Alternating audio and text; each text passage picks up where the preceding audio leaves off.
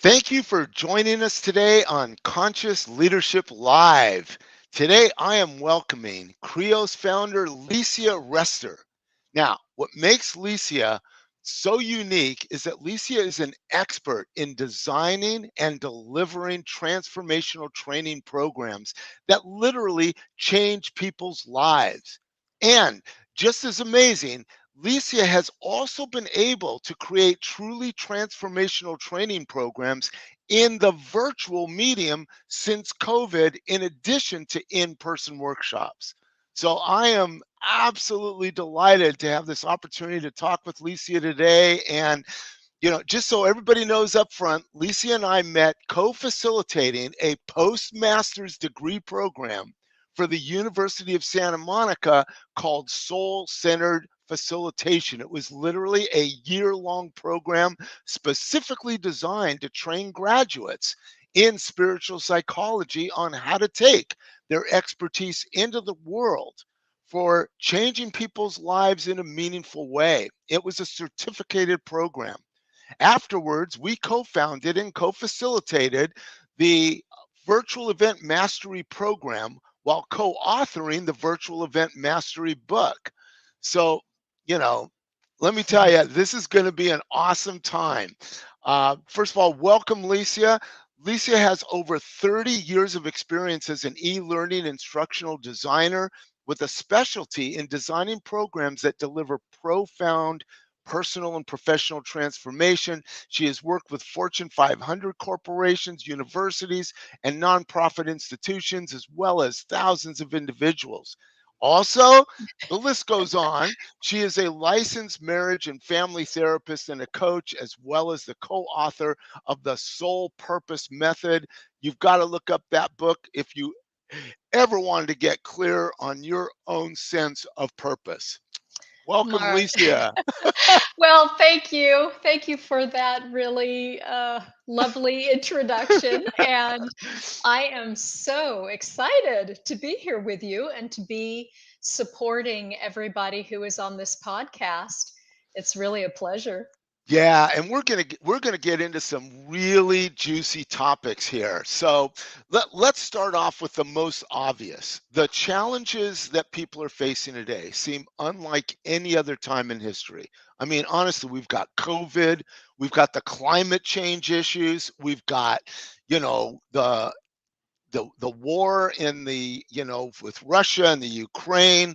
I mean, it's incredible, and people are working from home using technology for the first time in history, and people are getting burned out as the line between the work life and home life have been completely blurred. So I don't know about you, but I'm running into more and more people that go, I am just so Zoom fatigued. I'm Yes. exhausted with the online meetings. I work at home on the weekends, at nights. It never seems to end. How do you see transformational workshops more important now than ever before for getting through these difficult times? Yes. Well, Mark, it's a great question. The real essence of transformation is supporting either oneself or others in making significant positive change in their life. And when people are bombarded with so many different stressors, there's a level of chronic trauma or chronic stress that occurs. And the antidote to that is really to teach them and support them in the skills that can extricate them out of the what would be considered outer reference living so that they are at effect all the time with all of these stressors, rather than doing that to support people in learning how to become their own center, so that in a sense they're the eye of the hurricane in a way of Oh, their own yeah. lives, so that they can reside in peace and really I'm going to be radical in what I say. There is an opportunity to reside in unconditional peace, unconditional joy, meaning it is without condition, meaning my life circumstances don't have to be lining up in the way that I want them to in order to reside in peace and joy. And this is just as important in the professional Yeah. setting as it is in the personal, even though it sounds very personal, and it is. But we bring ourselves into the work and our home life. We're still ourselves. And one of the powerful things about COVID and the pandemic, and what you mentioned about the work and personal life blending, is that it's actually teaching us that, in fact, it is the same. Right, Yes. that we may attend to different things in the different aspects of our life, but we bring ourselves to the same, to work. We bring ourselves, and we're the common denominator in all of this. And having so many people working from home in a way is a reflection of that truth that we can Yes. use this time to awaken into more. Well, and I love the way you're talking about this. I haven't really heard it described that way, but being the eye of that hurricane really gives that sense of peace amidst a lot of chaos and turmoil and things changing around us, which is what we're dealing with when we work at home. We've got, kids, family, dogs, pets, Ex- whatever is going on, people coming to the door, we've got, we're doing multitasking, which we know doesn't really work more mhm, than ever in a mhm. way, and it just never stops. Then of course, let's not add in the component of just watch the news for a little while to see Right, how unbalanced you can get really right. fast. So Exactly. you know so you're what you're saying is the real purpose of the transformational workshops is, how do I find my own center, how do I find my sense of peace, how do I find my sense of joy and reside in that amidst chaos around us. Well, Exactly. and to me, that is exactly what organizations need as well as what families need. I love Absolutely. how you're framing this. Well, then let me get to this one, because there's so many, workshops and programs, personal growth, and they all talk about transformation. So, how do you know if a training program is truly transformational or not? Like, let's just say I've not been to any of those kinds of programs before. What do I look for, or what are going to be some of the components that will let me know, yes, this is truly transformational versus, oh no, this is just another positive program on how I can feel better, but it doesn't really transform me. Yes. Great question. And I know this is something, Mark, that is very close to both of our hearts, because really at the end of the day, all of our time, and I'm speaking about our time, yours and mine, but really all of our clients' time, all of our participants' time is very precious. And so I know I can speak for you as well. For us, transformation means profound, powerful, and permanent. Ah, That's, for me, that is really the gold standard for transformation. I I think it's lovely that people might join into something and have a feel good experience. It's always nice to feel kind of uplifted, or, just to feel better for a while, but the real name of the game here isn't just a temporary feel good state.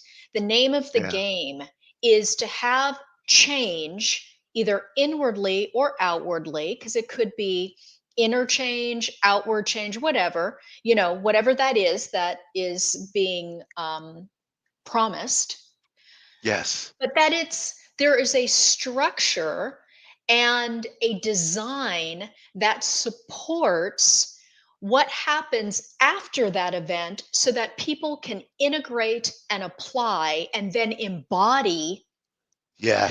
those things that are being taught. And it's really the embodiment that Yeah. becomes the real magic, because Abs- anybody can feel good after a few hours. Like, yes. we could do an exercise even right now, and in 30 seconds support somebody feeling better. We know that Right.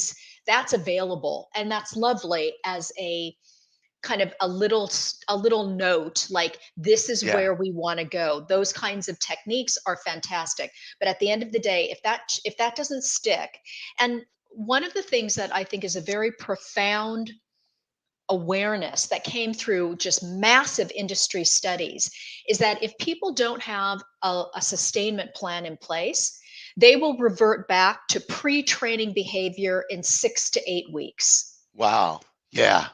That's how quickly the That's whole thing goes away. well, yes. And I've experienced that on my diets. Me too. Me too. Absolutely. Yeah. Well, and I think what you're saying to me is so important because, and the key word that I clued in on, and I love this word, is training. Transformational training is more about embodiment than learning. It's easy to learn and not apply. It's Oh yeah. easier to know something mentally what I should do but not do it. It's easy to know something and do it, but then when my emotional triggers get activated and I get stressed or overwhelmed, easy for me to go back to my old habits. So embodiment means you not only own it mentally and emotionally and physically, but you own it in a way that's integrated such that you can recover if you get off track just as much. Because we're all going to have our off days. The question is, that sustainment has to include my recovery if I get off Exactly. track. Exactly, So Mark. I And love and this. and you are really brilliant in this arena of recognizing the human dynamics that are at play and Yes. creating a sustainment plan that takes those into account rather than pretends we're all just automatons that are going to be able to program Yes. ourselves and then Yes. it's all going to work out perfectly. That's right. You know, and for me, why I'm so excited about talking with you today, in terms of conscious leadership, Hmm. this is what this is about these That's days. right. Is first of all, I say to me that's synonymous in a way with transformation leader or Yes. transformational leadership. It's all kind of the same thing because we, as a conscious leader, need to know how to do this within our own self. Yes. And then we need to know how to facilitate transformation in others, whether Yes. that's our teams, our employees, our supervisors, or our clients and participants. It doesn't really matter. It's just people to people and supporting them in getting that Yes. embodiment that we're talking about. Well, and I love what you're saying because while we are sometimes focused more on the workshops that create transformation, in reality, it's leaders that need to have those skills to guide their people to continually transform themselves so that they can keep up with a world that's constantly transforming like we've never seen it before. So let me just ask, let's get right into it here. What would be maybe one or two keys for designing and delivering transformational workshops, and I'll be curious to see what you have about that the participants listening in can take as jewels for Mm. themselves. Well, the first is what we've just been talking about, making sure that as part of the design of the workshop, whether it's a multiple session program or a single event, that there is a sustainment plan that you, as the Yes. designer, have already thought through what we call the participants' arc of transformation, meaning where do they start, and where do they want to go? Now, that workshop is going to be a key piece supporting them in that arc. However, it's in the sustainment plan where the real embodiment, the real application, Yes. integration, and embodiment is going to happen. So, as designers, it's our responsibility to think that thing through. Now, they may or may not elect to do that. That's their responsibility as a participant to actually follow the Yes. plan, which sometimes means additional sessions, additional training or coaching or whatever that whole package is. It's up to them to follow it, but it's up to us as designers to come up with that and to say, from my vantage point, because I know this path, this Yes. would be the best and most effective and elegant way to go through this terrain. Well, and what you're saying though is something that I don't hear a lot of designers, workshop leaders think about, and that is what can I expect you to have difficulty with when you try and apply this on your own and you're not in the classroom? What are the typical challenges that we can anticipate, therefore provide guidance through it, rather than people thinking that they've failed. Oh, I ran up against Right. this obstacle, I've failed, I can't do it. See, I knew I couldn't. When in reality, no, that's actually a normal breakdown to show up in the learning path, and we don't think Exactly. about that. And boy, this to me is so important, not only as workshop leaders, but it's really important for us as leaders of businesses, because when we're trying to guide our people, are we anticipating what they Exactly. may run up against, rather than, oh, I've delegated this, or I've coached you, now you're on your own, good luck, and then blaming you when you don't get it right the first time. I mean, really, we've got to all be thinking much more proactively and strategically through the development process. I think that's a great point. Is there any other points that you think of in terms of keys for designing and delivering transformational workshops? Mm. Well, honestly, there are so many. Yeah. There are so many. I mean, it's a relatively short question that has a very big answer, I and tend to do that. of course, we have fun talking about this. We could talk about this, and this could be the entire workshop right now. You know what I mean?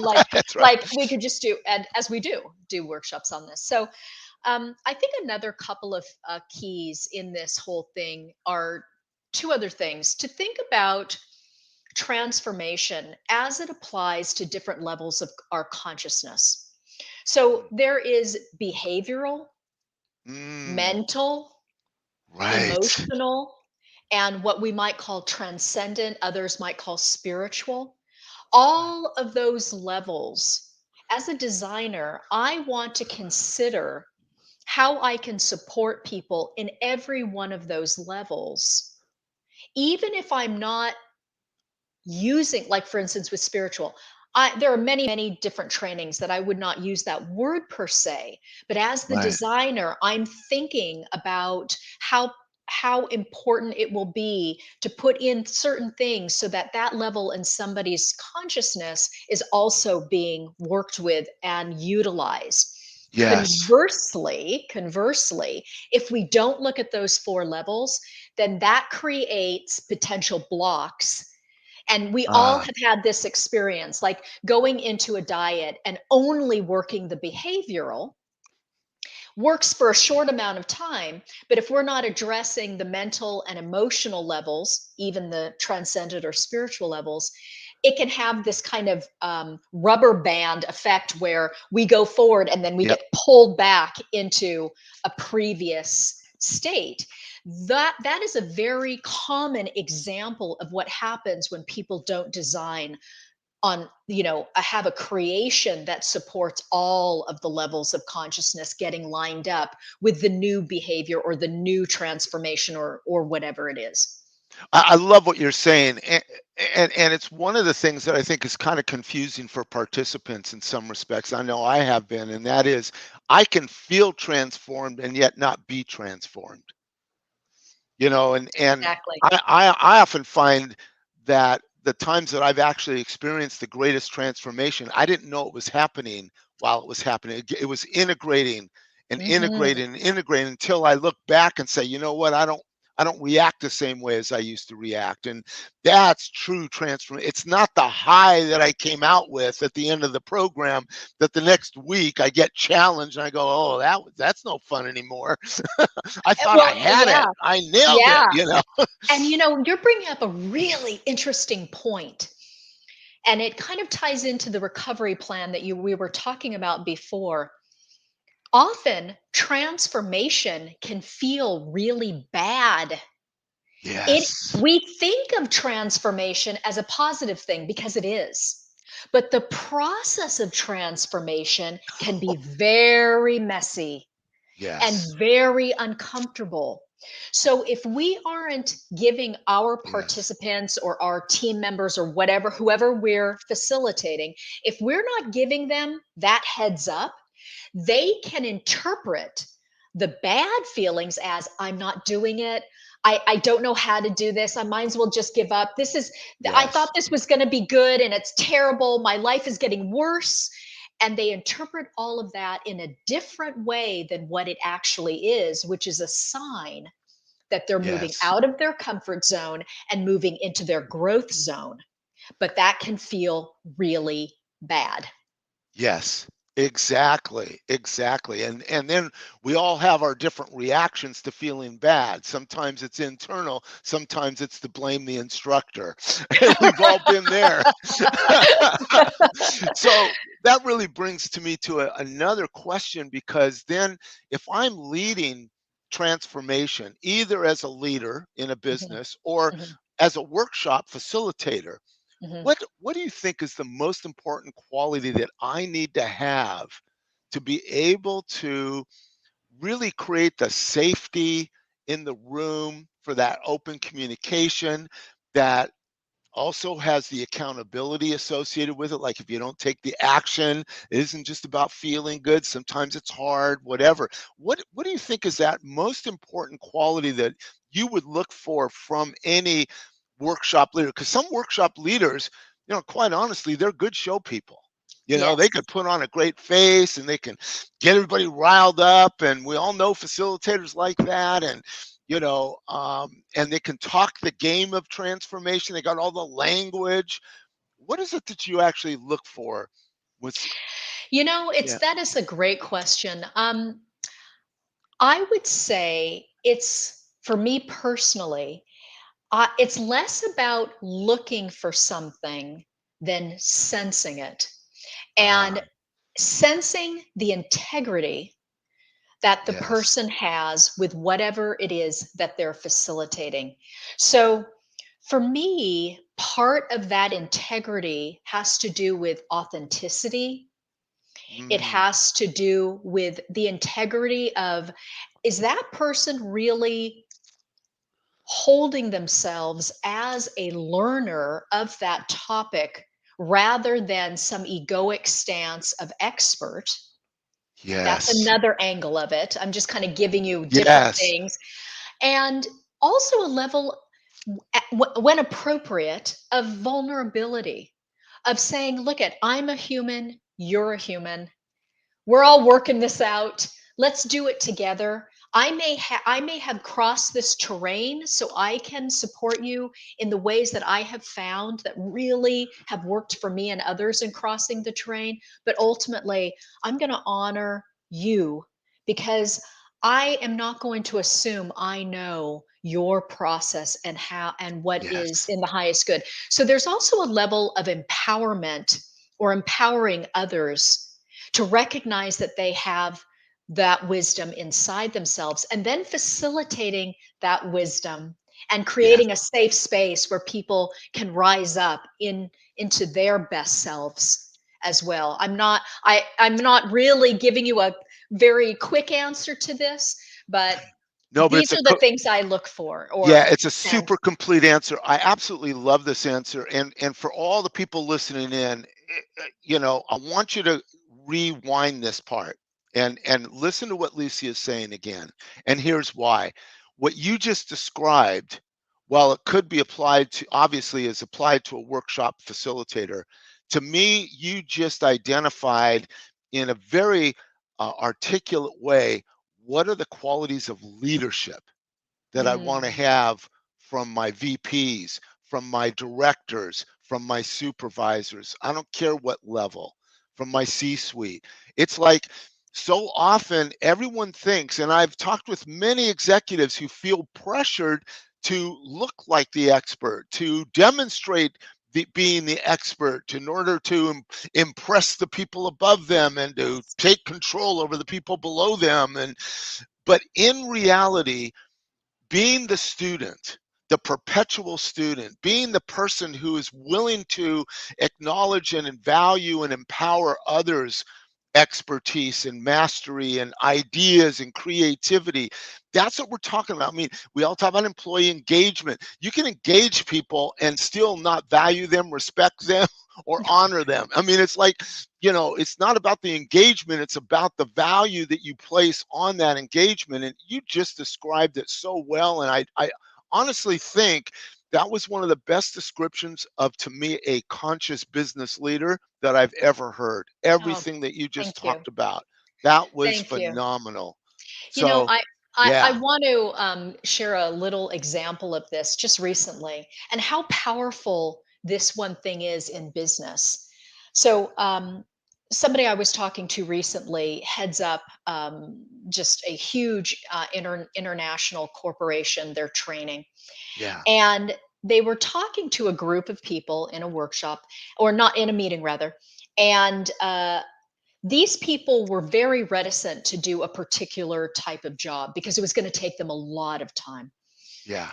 This person came in and they just had this natural enthusiasm and this ability to really empower the team. Cut to, they delivered this very difficult and time consuming project. It was fantastic. And the supervisor of that group of people talked to this other person that had facilitated them and said, I have no idea what magic wand you had, but these people who were resistant at first worked all night to Wow, deliver this super complicated project because they couldn't wait for you to see it. wow. So, what That's, it's like that ability to facilitate others in waking up or in showing up in yes, their best selves is really the opportunity we have right now, is yes, really to pivot from this kind of contracting, ever expanding kind of I'm getting worse and worse, tired and tired, to the opposite way of waking up, expanding out, and saying, despite whatever is happening, I can be in this place and therefore be an inspiration to others as well. yeah. Oh, I just love that. Now, we are in a very different day and age, because if I'm facilitating transformational workshops, half the time, if not more, I'm going to be doing it online rather Yes. than in person. And boy, I know for myself, I didn't even believe that was possible. And today it's our reality. And you know, what would you say if to anyone who's facilitating transformational workshops and they're having to do it online, and I'm sure they're all reticent about it, a little bit leery about it, etc. Is there anything that you would advise around how to make that switch of going from in person to virtual when it's a transformational program? I mean, we all know that it's easy to do if it's technical. Like, Sure. okay, then you do Right. ABC and you copy ABC and it's a really good thing. But now we're talking about how we feel and how we think and how we behave. But we're doing it on virtual. How do we create that kind of environment and safety? And, before we create it in person, what do we do now? Yeah. Well, I think that what you said is really key. It's being very conscious about creating the environment. And that creation starts before the person shows up for that event. So Ah, in other words, we like to say this starts when the person signs up, not when they show up. So yeah, we have to really consider every single contact point before and after. We already talked about sustainment, those are the contact points after, but just as important are the contact points before, so that people already are in a feeling of greater safety, a feeling of, oh, I'm in good hands, a feeling of this person really cares, they're involved in yeah, me. It's a relational kind of design in a way. that supports that sense of community, that sense of safety, the sense of I can be who I really am, I can be vulnerable, it's okay. Like all of that, to whatever degree is appropriate for the offering, has to be considered. Wow, I mean, what you're saying now is so critical because truly, this medium of virtual is so flat that if I don't have that sense, I'm going in already at arm's distance. And so the more people can get to know each other, get a sense for each other, and we can build that. But it's a real paradigm shift for especially in organizations where you get your show up at this program at this time, and there's nothing beforehand except a nice introduction of what you're going to get. Half the time I'm sent there by somebody else. It's forced Yeah, on me instead of me choosing in. So I'm yeah, even more distant and more reluctant. This changes the whole paradigm to say, no, we're going to nurture your safety before you enter the room. that's right. That's right. Wow, what a concept. Do you have any other pearls around making that switch from um, in person to virtual to try and create that environment? Like, Well, the thing is that we spend a lot of time talking about the downside of virtual, about yeah. the weaknesses of the medium. But in actuality, the virtual medium has a lot of hidden strengths. It's just that a lot Ah, of people don't know about those strengths, and so they're not leveraging it. And the problem with virtual is if you don't know about the strengths, you will inadvertently default to the weaknesses. yes, And and we've that's all been there. and we've many times, many, many, Yeah. many, many, many times in the last 2 years. So the thing about in person is it has a natural sense of experience, community, because of the fact that it's in person. We have to compensate for that in the virtual, but beyond that, leverage the strengths of the virtual medium, know them and leverage them in our design. Can, So can you for give an yeah, example of one strength? Yeah. sure. So, for example, safety is actually more is a natural strength of the virtual medium. We've all been in an in person where maybe somebody is a little out of balance, they get upset, and suddenly everybody's kind of like, oh my gosh, how is this going to happen? And everybody starts getting kind of anxious. In virtual, or another thing that happens a lot in person is there's going to be somebody who's very dominant, and they're Yes. constantly pulling attention, and everybody's kind of thinking to themselves, oh my gosh, like, stop, like, could somebody else have the floor for a second? Right. All of those dynamics are really typical of in person. They are not in virtual. So we Right. have, as facilitators, an ability. It kind of it's flatter, but that can be a strength because it flattens out that dominant thing, or the anxiety that happens if somebody is out of balance. So Yes. safety and inclusivity Yes. is are two strengths that virtual has over in person. Yeah. And what I think is another strength, and I know this is, actually I learned this from you, so I'm going to steal it right now since Good, you didn't mention absolutely. it first. And that's what we refer to as a 6 foot syndrome success factor. Because the one thing that I have loved about the virtual environment is that we are at home and therefore we have access to our hobbies, to the Yes. things that we're passionate about, to our values in many cases and symbolism for that. And so we can literally share who we are as people, where Yes. in organizations, I know people that have worked together for 15 years and didn't know the other person was a musician, or the other person had won an award, or, had a dog, or whatever it is, because it's so stale in the workplace. But Yeah. actually, when you have people at home, they are literally 6 feet away from being distracted, but they're also 6 feet away from something that's really meaningful to them that they can share with other people. And I have seen that build community like nothing else. And especially when people are located worldwide, because Mm, now all of a sudden the worldwide home is brought into the program, what you would never be able to do. Even if the person traveled to you, you wouldn't have that. So for long distance, like people in other parts of a country, people worldwide, it has created a whole level of community that we never actually got in the in-person. Exactly. I mean, that is so exciting. It's Yes, so exciting that we're all now truly feeling like we're part of one thing. And the yes, other thing about it, we're coming back to the topic of transformation, that same dynamic is so powerful because rather than the learning environment and the application and integration environment being different. So in an yes, in-person, you learn in the workshop yep. and then you have to go home and figure out how you're going to get all this working out, and typically it doesn't, and then in 6 to 8 weeks that beautiful binder is getting, dust, collecting dust on a shelf, and Yes, that's the end of the workshop. But now with virtual, that application and integration environment and learning environment are one and the same.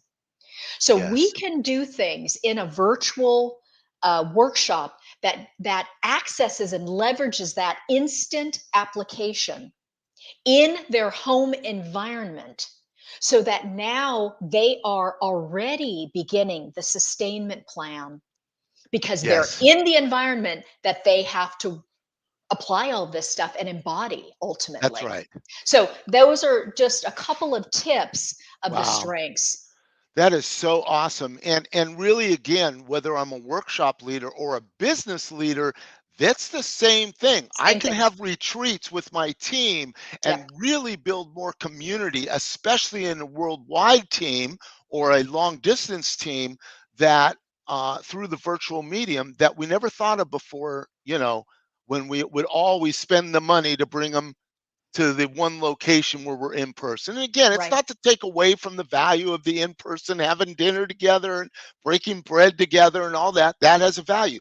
But I do think that there's a value in the virtual as well that we really haven't yet leveraged because it's so new for us. Yes.